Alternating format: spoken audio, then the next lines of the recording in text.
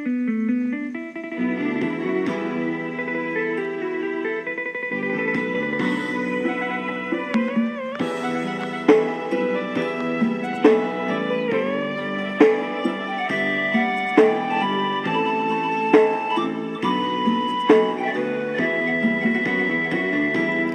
เป๋า1 ใบ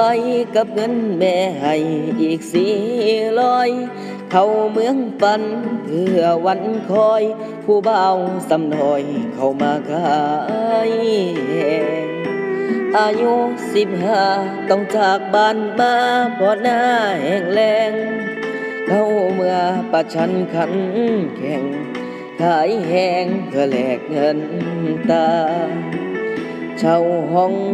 น้อยๆอยู่ที่ท้ายซอยเพื่อต่อฝัน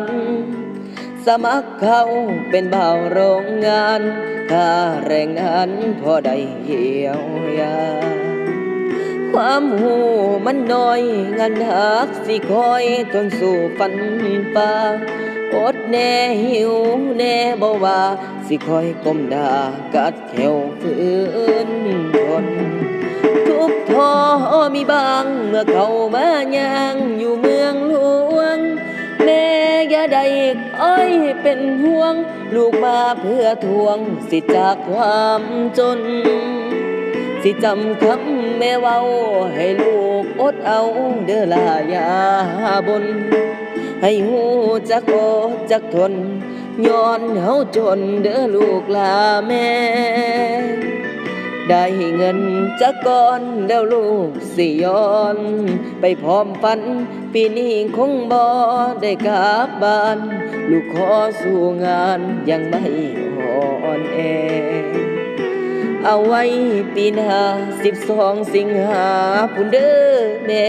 สิหอบเอาฝันบ่ยอมแพ้ไปก้มกราบแม่บนตักที่คอย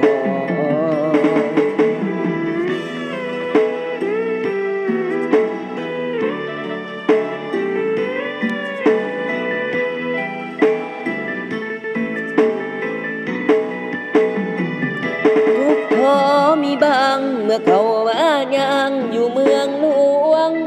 แม่อย่าได้คอยเป็นห่วงลูกมาเพื่อทวงสิทธิ์จากความจนสิจำคำแม่เว้าให้ลูกอดเอาเด้อลาอย่าบ่นให้หูจักอดจักทน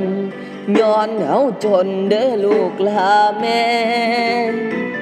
ได้เงินจักก่อนแล้วลูกสิย้อนไปพร้อมฝันปีนี้คงบ่